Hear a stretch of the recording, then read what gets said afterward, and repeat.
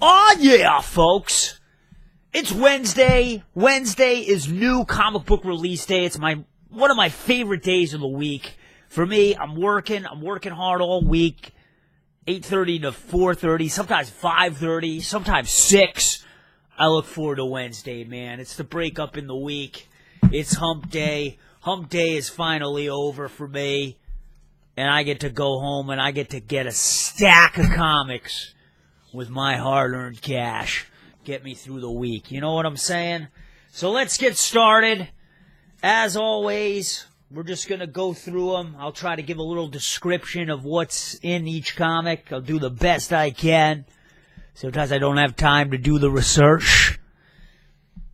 For instance, Harley Quinn, Annual, #1. I got the variant cover. Bombardier action. She's bombing out of the airplane. And apparently this is a scratch and sniff issue. And if you scratch and sniff it, it looks like they're warning you. This issue contains scents designed to offend, inform, and amuse. And it's got like a marijuana leaf on it. And then on the back, it's warning you that, if you smell this, the scratch and sniffies in here, that you might get hungry and you might get some munchies. So I guess one of those smells is going to be, weed?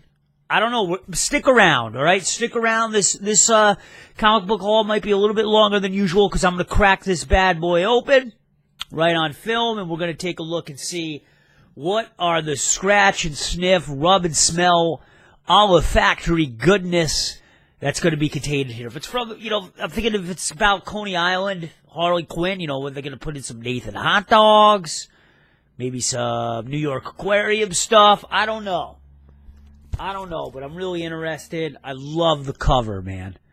And I really like Harley Quinn. I think I'm going to put it on my permanent pull list. I was a little skeptical at first because I kind of thought that it was kind of hokey. They've kind of made her kind of buffoonish, but it kind of works. I'm thinking I like to smile sometimes, and I'm reading this, and I found myself laughing out loud. Reading the comic. So I'm going to go with it. I enjoyed the one-shot Future's End issue. And I enjoyed issue number 11. All right, enough Harley Quinn. All right, Sinestro, number 6. Sinestro, the Sinestro Corps. I haven't been reading Sinestro at all. I really bought this because it's the Monsters of the Month variant cover. And it just made me think of Tim Curry in the Legend movie. You ever see Legend with Tom Cruise? And that was instantly what I thought when I saw this, and I was like, oh, man. Now I'm just buying comic books for covers. And that's really what this was. This was just strictly for cover. I really love the way that he looks in this. This is, I guess, part 6 of the Godhead series, Act 1, Part 6. I have no idea how long this is going to go on, how long this story arc is. I mean, if it's 3 or 4 acts, whatever it is. It's got some really nice coloring in here and some really nice artwork. And I guess there's, an issue with Green Lantern Corps. They're getting their ass kicked by these new gods. And apparently Sinestro has taken a liking to one of these new female gods that's been kicking their asses. And it's been causing a lot of problems in the ranks here. But I like the way that this is looking here.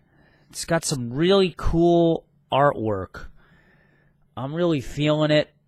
I like it. Maybe I got to put the light on here a little bit better. But this is a great Monsters of the Month variant cover. I'm still recovering from last week when I didn't get the Catwoman Monsters of the Month variant cover. I'm going to have to look for that. I'm going to have to go on a quest. A quest, people. All right, I got the second printings of Spider-Verse 2 and 3. And this has Gwen Stacy, Spider-Woman. This is the second printing, folks. As you can see. Latour, Rodriguez, Renzi. This is a lovely looking issue. It's almost like, I don't know, it's like Gem and the Holograms or something. She's in a band. I guess her father is a police chief or something in here. And the artwork in this really, really reminded me of Hexed And I think it's the Boom comic series. And I think she's in a band called Spider-Woman and the Mary Janes, maybe? I don't know. But they're like rocking out, dude. Totally rocking out in this. I can't wait to see how this goes. I'm really enjoying the Edge of Spider-Verse concept. So I wanted to at least get all the issues that were specifically Edge of Spider-Verse. I mean, this is another story arc that's taking place over, 10 issues here. I mean, there's your checklist. And it's crazy. There's a lot of issues. I mean, that's a little too much of a strain to put on my wallet. But I figure I like what they've done so far in the Edge of Spider-Verse. I really like the sociopathic spider monster Spider-Verse guy who appeared in Edge of Spider-Verse number 4. That one was my favorite issue so far. I really wanted them to go further with that. And this week they also put out the second printing of Edge of Spider-Verse number 3. And I don't really know too much about this one. So I'm looking forward to it. A much, much different art style than the previous issue. I mean, this looks pretty badass. I don't know. It looks like a robotic Spider-Man. Look at that. See him on the neck there? So again, unfortunately, I did not do my research on this one, but I'm looking forward to it. I'm looking forward to finding out what the take is on this one. What is the take? I think he's a scientist or something. Aaron Aikman or something. I don't know. What the hell do I know? All right, Aliens, Fire and Stone. 4 issues or 4 different titles, 16 different issues in this massive story arc, linking together all 4 of those titles: Aliens, Alien vs. Predator, Prometheus, and Predator. This is Aliens number 2. So far, I think out of all 4 of the simultaneous stories, well, they're not simultaneous, they all take place in a different timeline, but you know what I mean. So far out of the 4 titles, I like the Prometheus storyline the best. To tell you the truth, I don't even remember really what happened in the first Aliens. I'm going to just have to keep buying these and keep going over them, and ultimately, in the end, I'm going to read through these comics in the order that they're suggesting. I mean, all these different comics are taking place during a different time on the timeline. Like, this series takes place before the events of Prometheus, Fire and Stone number 1.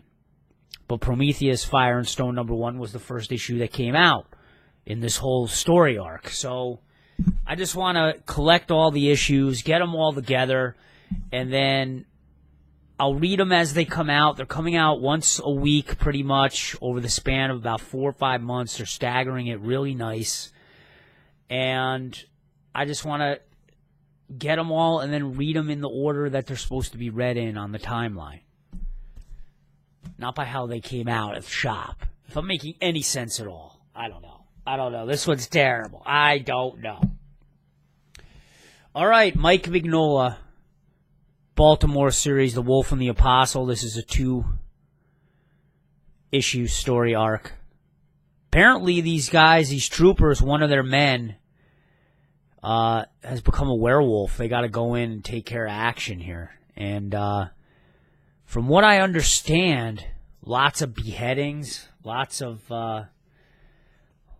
crazy stuff going on in here. And from what I understand, they only show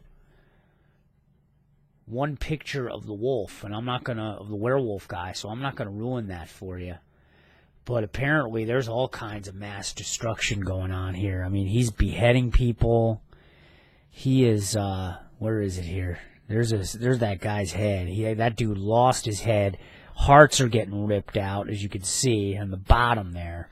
I mean, this is just, this guy is tearing people up. And I think it's the perfect kind of story for Halloween. Apparently there's a guy that's dying, and he reveals the story of the werewolf to a pastor, I believe. And that's kind of how the story opens, and it goes from there. They only show the werewolf, I believe, on one page One page, but there's all kinds of like altar of sacrifice going on here. I mean, look at that. I mean, this is some pretty shocking stuff. Entrails. I mean, this is perfect Halloween, creepy crawly, you know. Maybe after you've gone trick-or-treating or taken your kids out trick-or-treating, you want to unwind a little bit, get scared late at night. Hey, Halloween's on a Friday this year, right? You might want to get scared. All right, Rasputin, baby. Image Comics, right? Yeah, Image Comics #1. Rasputin. Russian guy, historical figure, mythical figure in many ways. Lots of rumors and legends about this guy. I got the variant cover. He got, like, really screwed up before they actually finally were able to kill him. He was, like, poisoned, shot in the head, impaled, all kinds of stuff. I don't know, I think he was set on fire. But this looks like an interesting series. There's actually not a lot of dialogue in this series. You're going to be going through massive stretches of issue where there's like there's no dialogue at all. It's like that movie The Bear, you know what I mean? And he kind of looks like a bear. So it's kind of like you really will have to use your imagination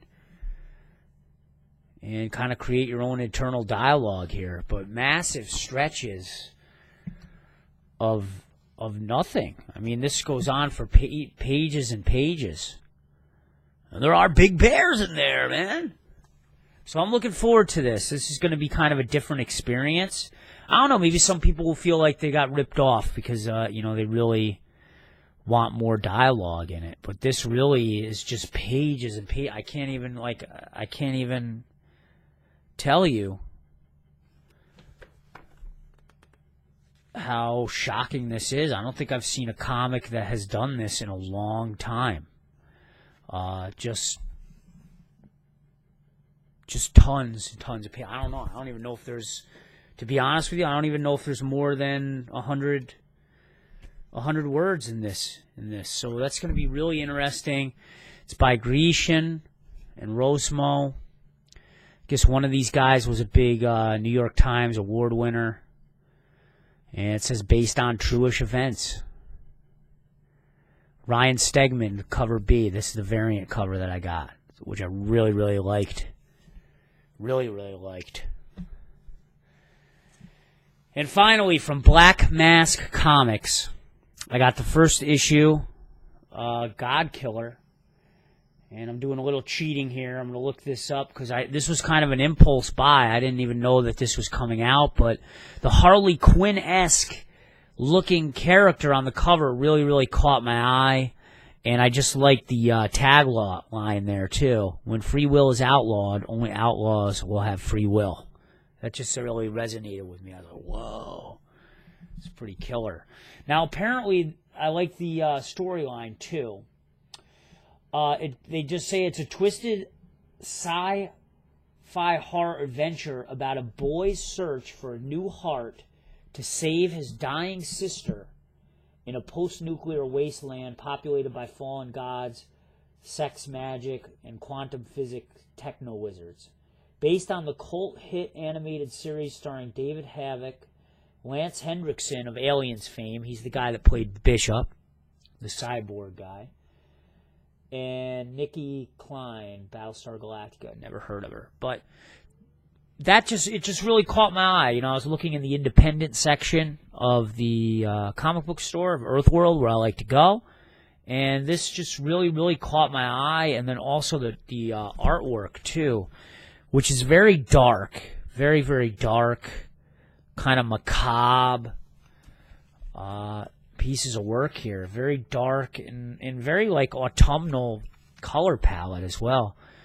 I mean, I'm thinking Halloween when I look at this. Just at the color palette, you know, lots of natural hues and oranges and reds, and I'm really impressed so far. And it sounds like a really, really interesting story. So sometimes that's what I like to do, man. I like to just go in blind into a series. And I don't know, anybody let me know down below if they ever watched the animated series. let me know. And this is $4. And this is like a beefy diesel issue. Like, this thing just feels solid in my hands. It's like so much more quality than the other issues, especially the DC Harley Quinn annual, which was $6, which is flimsy as all hell. And then you have something like God Killer, which is just like, it's just beefy, and it feels great, and it's just like so much more quality. So kudos to Black Mask for really putting together a very nice issue here that it looks like, and I look forward to reading this, and I'm probably going to read this first tonight, later on tonight. Now, a new feature. I want to pick my comic book cover of the week. Which one do I like the best? And this one it's hard. I don't know. As much as I want to knock the Harley Quinn cover, I really like it. But oh my God, this is a tough one. This is a tough one. But I think I'm probably gonna go with Rasputin. My Rasputin variant. I just really, really like it. It just looks so sinister, and it looks just so Russian, man. You gotta have the hammer and the sickle there, the old Soviet Union put in there. That'd be pretty cool. All right, so let's open up Harley Quinn. Take a look and see what smells are in here. I'm a little congested, so we'll see. We'll see what this smells like here. And, I don't know, there was an international versions of this too, which I don't know if they had different covers or whatever the hell that means. I don't know. So this is the insert. And then on the back it says subscribe to Mad Magazine and own a piece of Mad History. Okay. And it shows Alfred E. Newman on the Empire State Building. I actually remember that cover. Holy cow. All right, so let's see what's in here. Scratch and sniff cover. Harley Quinn looking great from the backside, right off, right away. Pretty cool. She's right outside Arkham Asylum. I don't know. Do they really have scratch and sniff in here? Scratch and snuff. I don't know. Maybe they fooled us. I don't smell anything, man. I think it was a trick. Harley Quinn kisses a girl in here. We got Deathstroke. Foliage freakout. Whoa. I don't see anything in here to scratch and sniff yet.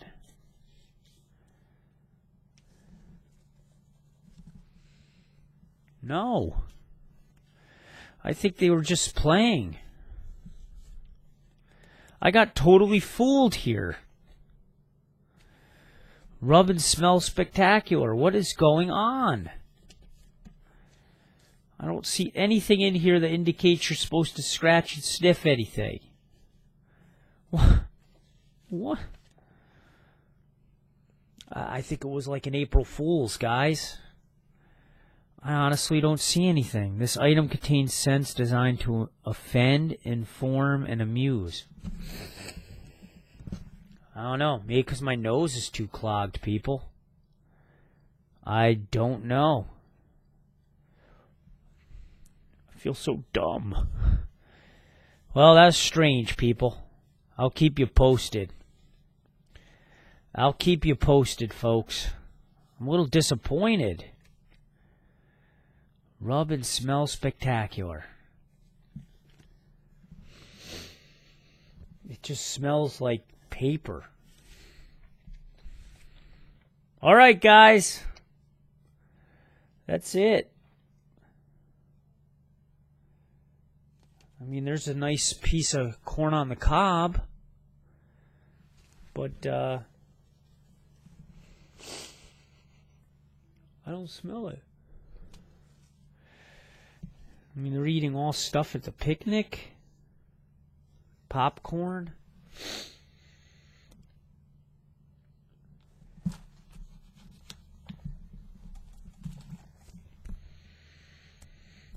doesn't. It doesn't work.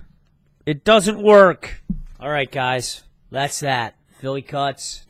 Another comic haul. I guess I got fooled, or my nose doesn't work. I am all stuffed up. But it didn't smell anything different than any comic normally does. All right, guys. I'll see you next week, all right? Take care. Peace. Damn sniffies.